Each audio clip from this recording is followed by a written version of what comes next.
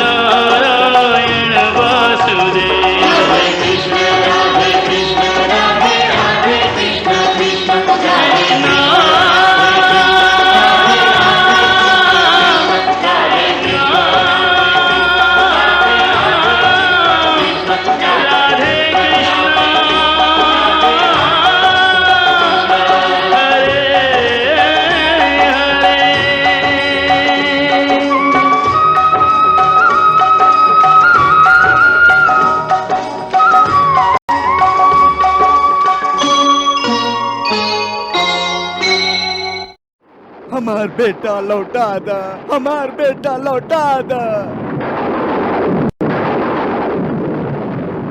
हमार बेटा लौटा दा, हमार बेटा लौटा दा, हमार बेटा लौटा दा, हमार बेटा लौटा दा, लौटा दा, हमार बेटा लौटा दा।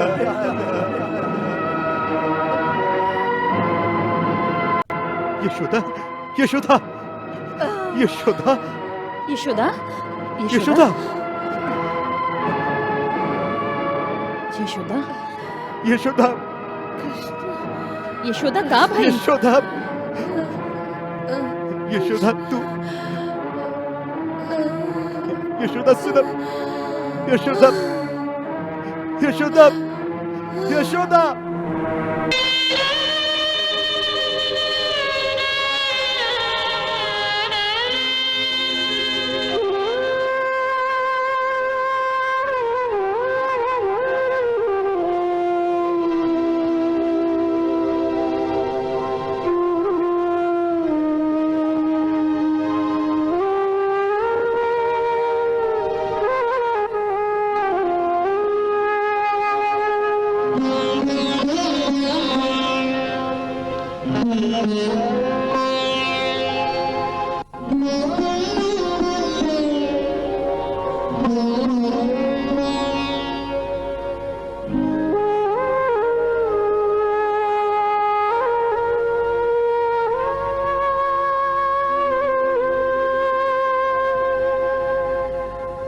विचलित नंद यशोदा जागे,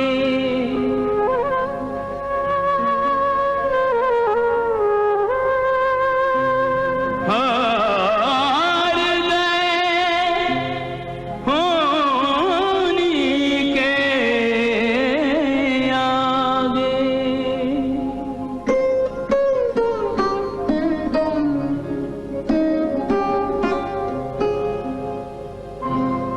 में सब कुछ हुआ रे पराया, पल में सब कुछ हुआ रे पराया, ममता हाथ मले मानव अपने सपन संजोए, विधना अपनी चाल चले,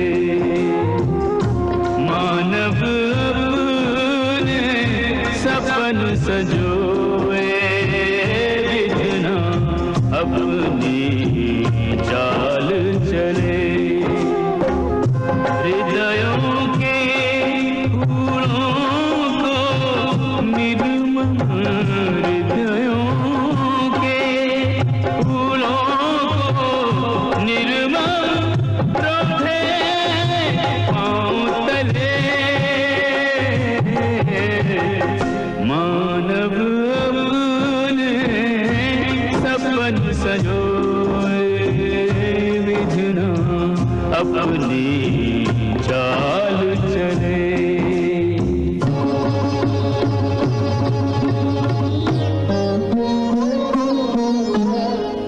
भेज के अपने काल को न्योता, कंस प्रतीक्षा में नहीं सोता,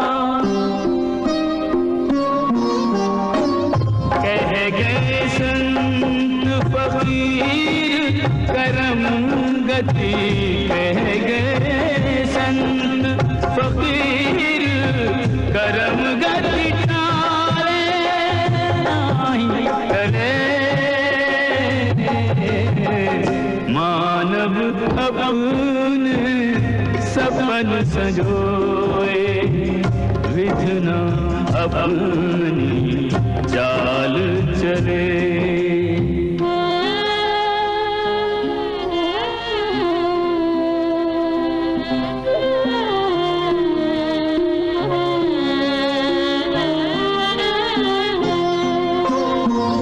लाल को संकट बीच बुला के, देव की रोए अब पछता के, सोच रही है मात यशोदा, क्यों सींचाए नेह का पौधा, एक आशंका से कांपे, ओ एक आशंका से कांपे, एक मैया विरह जले,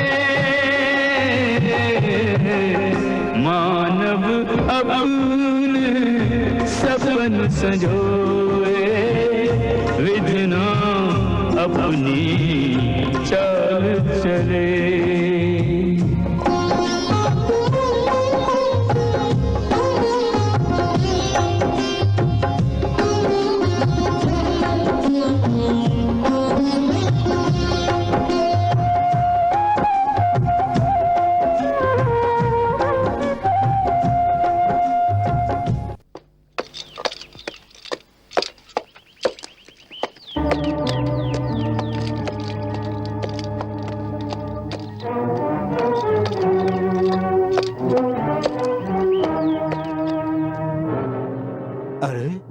ई के है भाई?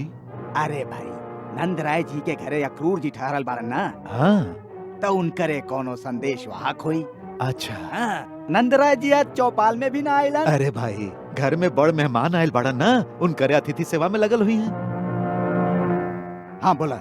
सभी साथियन की ओरी से इशारा मिल गइल बा, सब तैयारी हो चुकल बा, बस आपके ही इशारा चाहिए कि आज कौना समय यहाँ से कूच करब। आज निकल सकब ई अभी तक निश्चित ना लगता। हाँ, विश्वेश्वर से कहिया हो सकेला हम लोगन के अपना आप के 2 गो अलग अलग टुकड़े में बांटे के पड़ जाए। हमरा विचार से कृष्ण के तक कल दिन के समय में ही प्रस्थान करे के चाहिए। बाकी कुमार बलराम के आज रात के अंधेरा में ही कोनो समय निकाल लेवे के चाहिए। ऐसे ओकरा खातिर हमारी इशारा के प्रतीक्षा कर। जा। यह क्या?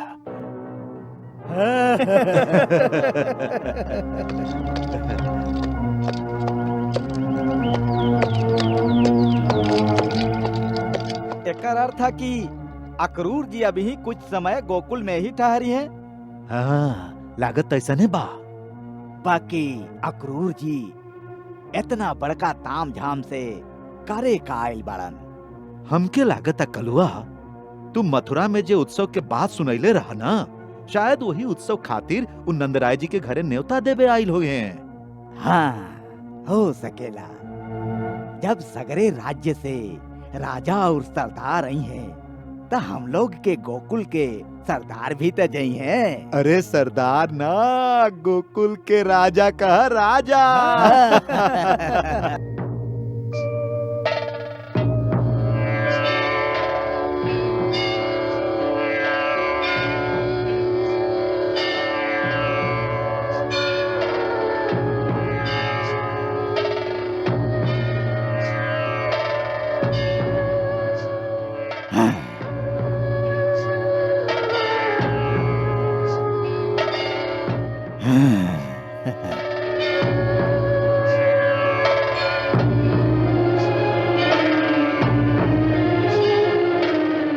महाराज, ये है महान धनुष जो भगवान शिव के कृपा से परशुराम जी के द्वारा आपके पुरखन के प्राप्त भइल रहे।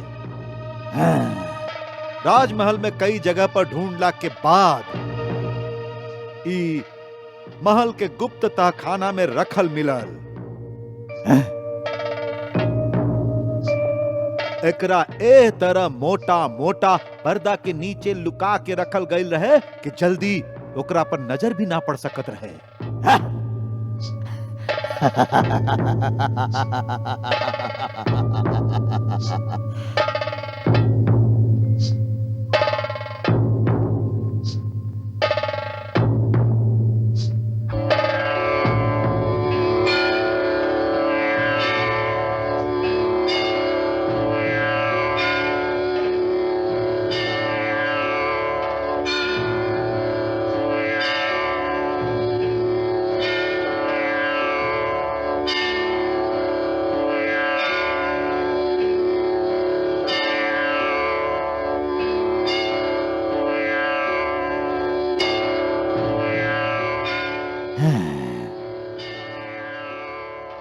ये धनुष बा जेकर वर्णन राज पुरोहित कैले रहलन। हाँ जी महाराज, इहे बा।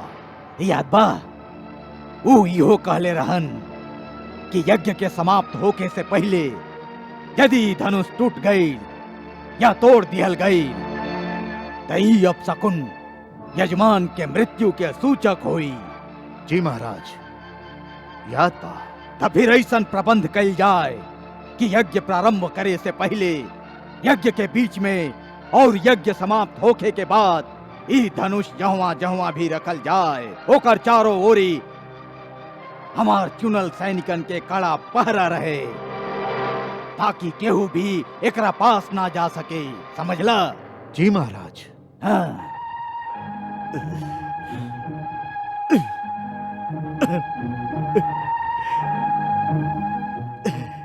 देव की भाभी कंस के सामने है बात के स्वीकार करके कि कृष्ण उनके बेटा है, हमार सब योजना पर एकदम पानी फेर देली। आज सगरे यादव वीरन के सामने सबसे बड़ समस्या ई है कि राजकुमार कृष्ण के प्राण ओ क्रूर आताताई के हाथ से कैसे बचावल जाए। काहे कि ओकरा मथुरा बुलावे के अर्थ का है ई तो हम लोगन समझते हैं। बाकी इस संकट के कैसे टालल जाए, कैसे टालल जाए। अक्रूर जी, आप कहले रही कि आप सब लोगन गुप्त रीति से एगो विद्रोह की तैयारी कर रहल हई। ओकर का भइल? यदि विद्रोह करे के बा तो ओकर उचित समय इहे बा। हम आपके संगे झंडा उठा के चलत हई। जब तक ई शरीर में प्राण बा, हम आपन कान्हा के बाल भी बाका न होके देब। काश ई संभव होके, बाकी हम अभी वो विद्रोह खातिर तैयार ना हई। देवी राजा के शक्तिशाली सेना के विरुद्ध विद्रोह करे खातिर खाली भावना के जोश से काम ना चलेला। ओकरा खातिर ठंडा दिमाग से योजना बना के बहुत बड़ा तैयारी के जरूरत होखेला और हम वही तैयारी में लागल रहली। ऐसे हम आपन तैयारी के संगे संगे ई भी योजना बनैले रही कि बलराम और कृष्ण दोनों राजकुमार के शस्त्र विद्या सिखा के उनका भी युद्ध नीति और राजनीति में पारंगत कर दिहल जाई।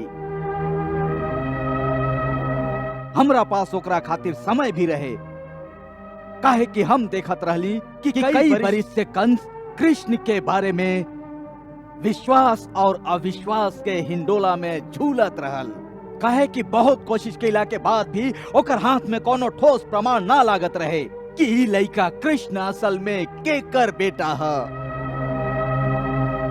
बाकी पता ना रहे कि ई पासा इस तरह अचानक पलट जाई। ऐसन विकट परिस्थिति में बुद्धिमानी यह कहेले कि यदि सब धन जात देखिए तो आधा दीजे लुटाए। ऐसे हमके एगो बहुत कटु निर्णय करे के पड़ी। यदि कृष्ण के ना बचा सकली तो कम से कम बलराम के तो बचा लेवे के चाही।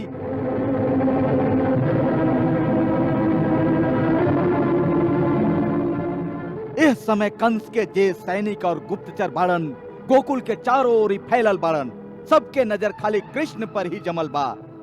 ऐसे कृष्ण के आज के रात गोकुल में ही खुल्लम खुल्ला रहे दिहल जाए, जैसे कंस के आदमी भी गोकुल में जमल रहे। एकर लाभ उठा के रातों रात हमार आदमी बलराम के लेके निकल जाई हैं। उनका सुरक्षित हो गईला पर कल दिन में कोनो समय हम कृष्ण के संगे लेके मथुरा के ओरी कूच करब। काहे हमरे बेटा इतना सस्ता बा कि ओकरा ए तरह से खुल्लम खुल्ला दिन के उजाला में बलि की बेदी पर चढ़ा दिहल जाए। ओकरा खातिर आप रात में भागे के कौनो तरीका ना सोच ली? कौनो बात नहीं के, कौनो बात नहीं के। हम ओकर रक्षा करब। हम स्वयं भेष बदल के रातों रात ओकरा नदी के रास्ता से निकाल के कहीं ले जाए। भाभी भाभी भगवान खातिर समझे के कोशिश करी। हमके कुछ नहीं के समझे के बाद कुछ नहीं के। हमरा में इतना शक्ति बा कि हम अपन कान्हा के अपन पीठ पर उठा के यमुना के पार ले जाए। स्वयं भले ही डूब जाए हम, बाकी हम अपन लाल के सुरक्षित पहुंचा दे।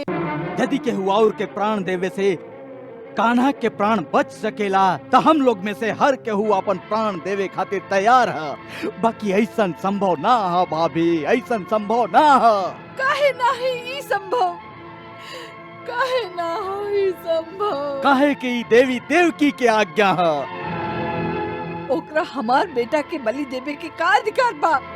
काहे कि उनकर बेटा है। ना ना, वो देवकी के बेटा नहीं के, वो देवकी के बेटा नहीं के। वो हमार बेटा बा, हमार। वो ओकरा जन्म देले होए, बाकी हम ओकरा पल्ले हैं। और जन्म देवे वाला से पाले वाला के अधिकार बड़ा होखेला। वो तो ओकरा 9 महीना तक अपन कोख में रख ली, बाकी हम 12 बरस तक एक एक पल तिल तिल करके ओकरा संगे बितौले हैं। हम ओकरा हाथ पकड़ के चले सिखौली, ओकरा बोले सिखौली, ओकरा माखन मिश्री खाए सिखौली। वो हमार मटकी फोड़लस, हम ओकरा अपन हाथ से पिटली और फिर यही हाथ से ओकरा प्यार भी कैली। वो हमार बेटा बा, वो हमार बेटा बा। वो ओकर बेटा हो ही ना सकेला जे ओकरा स्वयं मरे खातिर आवे के आज्ञा देबेली। कैसन माई है देवकी और कैसन पिता बाड़न वसुदेव जी। वो कंस के अपन बेटा देवे खातिर वचनबद्ध होए है, बाकी हम कौनो खातिर वचनबद्ध ना है। हम केहू के वचन निभावे के हमार कौनो जिम्मेदारी ना है, कौनो जिम्मेदारी ना है। केहू और के वचन निभावे के जिम्मेदारी ना है आपके। बाकी आपके भी कई गो जिम्मेदारी है। ना, हम माई हैं और माई के खाली एक ही जिम्मेदारी होखेला, ओकर पुत्र के रक्षा कैल, बस। ठीक बा, आप माई के जिम्मेदारी निभा रहल हैं, बाकी खाली आप कृष्ण के ही तमाई ना हैं। हमार खाली एक के गो बेटा है। ना भाभी ना, गोकुल के रानी होखला के नाते सब गोकुल वासियन के माई हैं आप, और वो भी आपके ही संतान बालन की ना। बाड़न, तब फिर यह बात के उत्तर दी का आप 100 में से एगो बेटा के बचावे खातिर 99 के हत्या करवा दे, या अपन 99 बेटा के बचावे खातिर एगो बेटा के बलिदान कर दे। ना, ना। भाभी नीति कहेले कि संकट के समय में यदि एगो कुल के बचावे खातिर एगो प्राणी के, या एगो गांव के बचावे खातिर एगो कुल, या एगो देश के बचावे खातिर एगो गांव के बलिदान देवे के पड़े, तो वो समय वह धर्म हो जाला।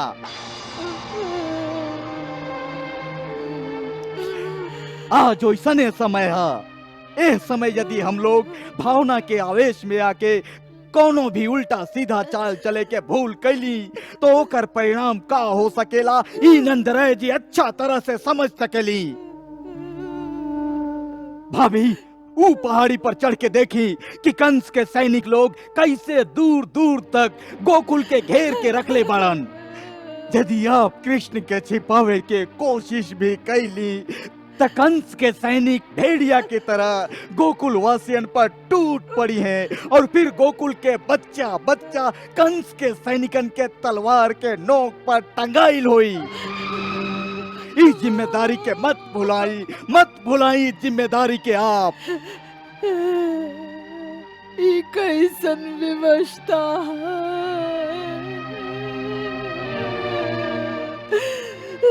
यही से हम कहले रही कि दिन दहाड़े खुल्लम खुल्ला हम कृष्ण के संगे लेके गोकुल से निकल जाए, देश से सबके ध्यान ओहर होखे और बलराम के बच के निकलल आसान हो जाए।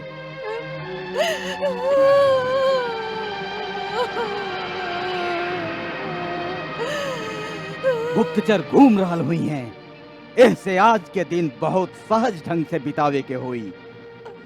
ऐसन लगे कि घर में कृष्ण के प्रस्थान के तैयारी हो रहल बा, और उ लोगन से यह कही है कि कृष्ण मथुरा के उत्सव देखे अक्रूर के संगे जा रहल बा। उ दोनों लइकन के असल बात के पता ना चले के चाहिए, कहीं बचपना में भड़क न उठे। कैसन कलेजा बा आपके, कैसन ऐसन बात करे में नहीं आपके जीभ थर्राला और नाक में आंसू आवेला। जेकर लेका के स्वयं मौत के मुंह में डाले जा रहे हैं, वो धीरज कैसे रखे वो धीरज। का राजभक्त अक्रूर से आप यह आशा कैले हैं कि वो अपन राजकुमार कृष्ण के स्वयं अपन हाथ से मौत के मुंह में डाल दे, ओकरा कंस के हवाले कर दे कि ला भैया ला एकर हत्या कर द। ना ना भाभी ना, अक्रूर इतना आसानी से हार माने वाला नहीं के। यदि वो सच्चा राजभक्त है तो विश्वास रखी भाभी, कृष्ण के ऊपर कोनो भी आंच आवे से पहले स्वयं अक्रूर मर चुकल होई। स्वयं अक्रूर मर चुकल होई।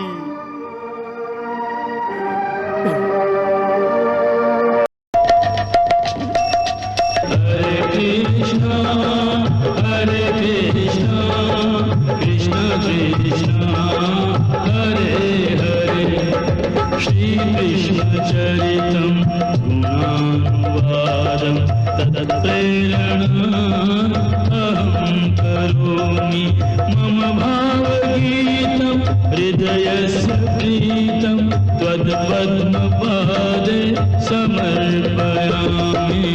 हरे राम राम राम हरे हरे, हरे कृष्ण कृष्ण कृष्ण हरे हरे। कृष्णा